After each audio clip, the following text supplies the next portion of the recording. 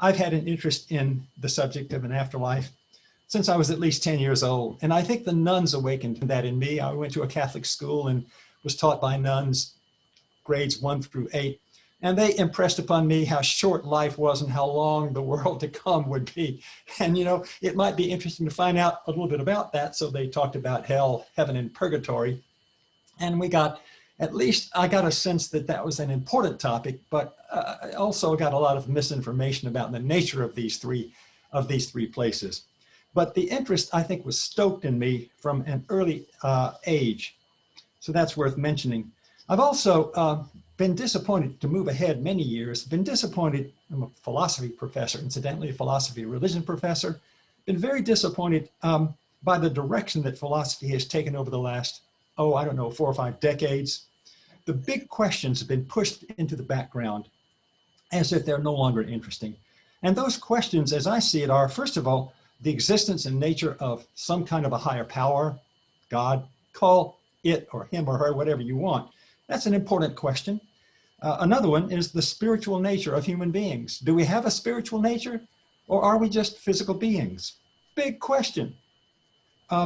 And then the whole question of survival beyond death, something that philosophers never talk about anymore, at least not philosophers in the kind of university where I teach, which is a secular state university. And fourthly, the whole question of accountability to some sort of a higher power, or perhaps to a higher power within ourselves for the things that we do in life, for the habits that we form, for the very being that we make ourselves to be. And finally, the nature, the actual nature of an afterlife, given that there is one. These are important questions to me, and I think they are to all of you, but they're not important questions anymore to typical members of a philosophy department at a state university. I really didn't fit in very well and paid the price in some respects. That's not worth going into, but it's interesting that it did create some dissonance, some cognitive dissonance between me and my colleagues. These are the big generalizations that I would make. And this is where I'm coming from. Let me be right up front about this. We do survive death, and we survive it as ourselves. Our personalities, our being, our character is carried over intact. We don't become somehow miraculously something else just because we die. And number 2, the will is just as free after death as it is before. And there are endless opportunities for further soul growth or deterioration. And thirdly, the key to soul growth is a willingness to acknowledge our mistakes, after death I'm talking about. The key to soul growth, to further soul growth, is to acknowledge our mistakes and to aspire to higher states. We don't have to aspire to higher states if we don't want to, and to help others grow in service to them. Service never ceases to be something of major importance at every level. We should develop a sense of unity with others, and compassionate service will take us far. Fourth point, without limitation, suffering, and death, we would have no incentive to better ourselves and others. That's why we're on a planet like Earth. And fifthly, there is a law of karma. We enjoy or suffer in accord with our deeds, the kind of characters we form ourselves to be in this world. So this law of accountability stimulates soul growth at every level, not just at the level where we find ourselves on Earth now, but in the worlds to come. And finally, I don't think this is absolutely required of people like us, but I have a sense that there is a universal power overseeing the whole thing. That just seems more logical than any scenario that I can come up with. It just doesn't seem very likely that the Big Bang occurred just because it decided to. It seems to me to be some kind of a power, majestic, huge, incredible intellect and power behind the Big Bang that made it happen. Though that's not essential, but it's a kind of an asterisk to everything else I've just said. Now let me say one final point, and then I'll move into a few readings that will stimulate conversation and lead us into breakout groups. I want to show And I've always wanted to show for the last 15 or 10 to 15 years what the afterlife, what we used to call heaven and hell, is really like.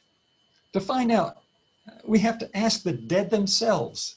It's not enough to go to the near-death experience and look at what NDEers tell us. They've not really died yet, not completely.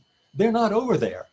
What they say is extremely provocative and helpful, but it's not far enough. We need to look beyond them. And so we need to look at mediums. We need to look at spirits speaking through legitimate mediums. And we need to look at a lot of them because one might be mischievous. It even could be fraudulent. We need to look at many of them. And that's what I've done, dozens of them, to come up with a consensus about what that world is like.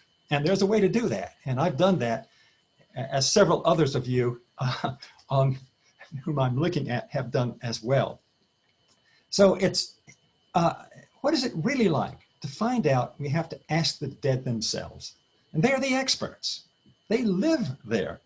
And what they say, through reputable mediums, suggests that the answers provided by our religions are incomplete and sometimes seriously misleading. As St. Paul said, we view things here through a glass darkly. Our spirit friends, on the other hand, see things much more clearly than we do. They are closer to the source. Now, having said that as background, what I'm going to do is to read from a couple of places in this new novel, which brings to vivid life all of the research that I've done and have presented in my 3 earlier nonfiction works. It's a lot of people, enjoy reading nonfiction. I think probably more people do than enjoy fiction, but many people enjoy fiction because you can do more. You can tell a story, and people love stories. And so that's what I've done, is elaborated, embroidered a story around all of the research that I've done. And what you find in this novel is not, let's put it this way, the basics do not come from my imagination. I could never have imagined what the spirits have taught me. But I've also embroidered a great deal of inventive plot and characterization on the lessons that I've gotten from my research. And so this book brings to life the research that I've done. And I'm going to read in 3 segments. I'm going to give 6 readings, and the first 2 readings I will give, it'll take maybe, I don't know, a few minutes. And then I'm going to ask Wendy and Karen to bring you into breakout groups and to discuss what is to be learned from these 2 readings that I've done. And so here they are. Here's the first one. This is from the 2nd chapter of our book. Aidan is the name of our lead character. He was a marriage and family counselor who lived in Washington, D.C. He lived to the age of 85. He died of cancer, a slow, lingering death. And he finds himself in the next world. And this is where he ends up immediately after his death. He ends up in what I call a hospice, but it's not a hospice where you go to die. It's a hospice where you go to live and to wake up. But souls who have, you get this from the research consistently, who have died slowly of a lingering death like cancer are not, they need to recover their stamina, their energy. They don't just bounce up and go into the next world fully formed and ready to go. It takes a few days, maybe even a few weeks. It depends on the individual. It doesn't take long, but they do have to go to rest, and then to recover, their astral bodies have been somewhat diminished in power by their association with a very sick, dying physical body, and it takes a little time for them to recover. And so he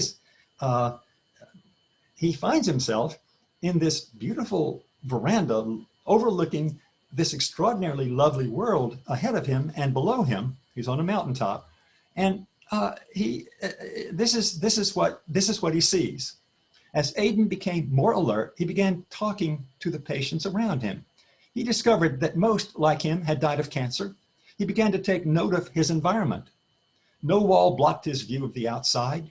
He looked out over a welcoming green landscape of gently rolling hills on the left and a wide glistening river on the right. His eyes were not only 20/20, it was as if he could see 100 miles beyond. But he felt weak, not ready to jump into the beautiful new world that spread out in front of him. He had to be content for a few more days, the staff told him, with just looking. He saw thousands of houses tucked into woods or spread out across the open plain below. Here and there, quaint towns and a large gleaming city with impressive buildings stood out. He watched people, tiny moving dots, gliding along tree-framed boulevards or hovering above buildings and monuments. He thought of the poor attempts by spirits working through mediums to describe this world and smiled. Okay, so you get a very short, basic introduction to the kind of world that I think we're going to be moving into shortly beyond death. And I would like you, and I think Wendy and Karen would want you to go into your breakout group and to discuss your reaction to this. Do you agree with it? Or how would you, what would the alternative be if you don't agree with it? And here's the second and longer reading, and this is much more interesting. He finds himself next to a fellow cancer victim. His name is Rupert. He also died in the DC area. And they just happened to be side by side on beds, recovering. And Rupert died of cancer at the age of 88. So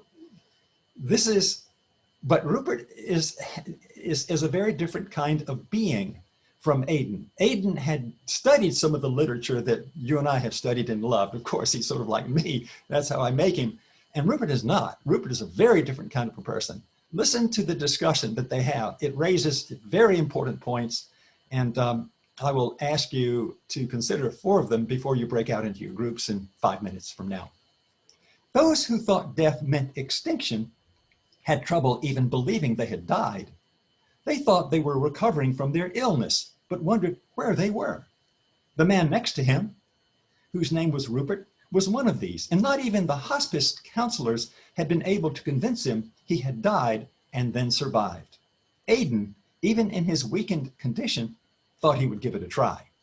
After all, he was a counselor back on Earth, and this is what he does. Tell me about yourself, Rupert. It suddenly occurred to Aidan that he was picking up in the astral world where he left off back in the physical. He was counseling. Can you believe it? These idiots are trying to tell me I died. Why do you think that? Why do you find that so hard to believe? Rupert looked dubiously at Aidan. Look, friend, I'm a scientist. I'm thinking, I'm talking, my brain is working. It's working better than it has in a long time. Much better. If I was dead, my brain wouldn't be working at all. I haven't been able to get this obvious point across to anybody. I'm surrounded by religious nuts, and they call themselves nurses. It's amazing. This is a beautiful place, but it must be some kind of cult. How did I ever end up here?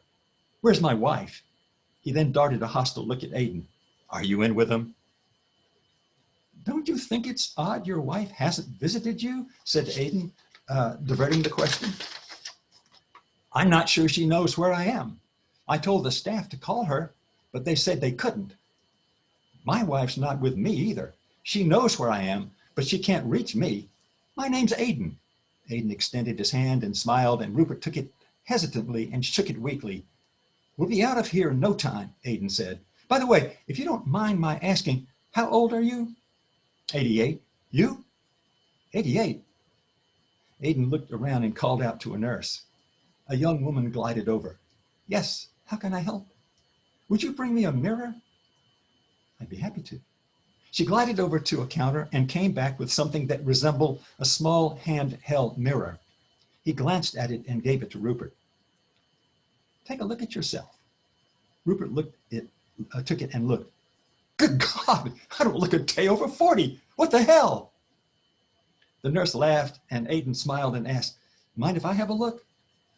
Aidan took the mirror and discovered the same thing about himself, except that he looked more like 50 than 40. He looked at Rupert and said, it's amazing what death does for one, don't you think? Rupert looked at Aidan, stunned. Death? Christ, you mean? No, that's impossible. He put on his sternest face. I took you for an educated man. He's educated, Rupert, said the nurse with a laugh. In fact, wait a minute, said Rupert, sitting up suddenly on his bed. You mean? His face lit up. He smiled a broad smile of happy shame and looked around as if he were the biggest fool in the whole world and said, holy shit. Rupert, you finally understand, said the nurse. You get it. She looked at Aidan and winked, then back at Rupert. Now we can release you. And incidentally, back on Earth, there's a memorial service scheduled. We didn't think you'd make it, but now we'll send you on your way and even escort you. Of course, no one will see you. It would be like you were spying, seeing who attended, listening to the nice things people say about you. It's up to you. Rupert was too astonished to answer. Aidan extended his hand again, and this time Rupert, with head slightly bowed, sheepishly shook it with more conviction. Okay, so there are the questions. There's the reading. And I want to ask you, first of all, to consider what you learned from the first reading about the nature of the astral world. And I'm going to suggest these are my answers, but these are not necessarily yours. Number one, that we do survive. And number two, that the astral world we enter resembles our own. For ordinary, basically decent souls, it attracts and beckons. It is the beginning of a great new adventure. And then after reading the second of these readings, the Rupert chapter, if you will, it seems to me that this chapter, what I'm trying to get across is that many souls don't at first recognize they have died, especially those who were certain they wouldn't, like the materialists all around us. And a next point is that we need to have an answer for the Ruperts of the world. And this is what I'd like you to discover. He's challenged us. He said, look, the brain is obviously dead. So how in the world can we know anything if the brain is dead? If the brain is dead, we're dead, and that's the end of us. That's his point of view. How do you come back? How do you answer that question? I have my own answer, but I'm not going to share it with you. It'll be fun if you work on this yourself and come back and give Rupert an answer that makes sense. And finally, is it possible to attend our own funeral unseen? There are quite a few instances of this in the literature. I'm not sure I'd want to.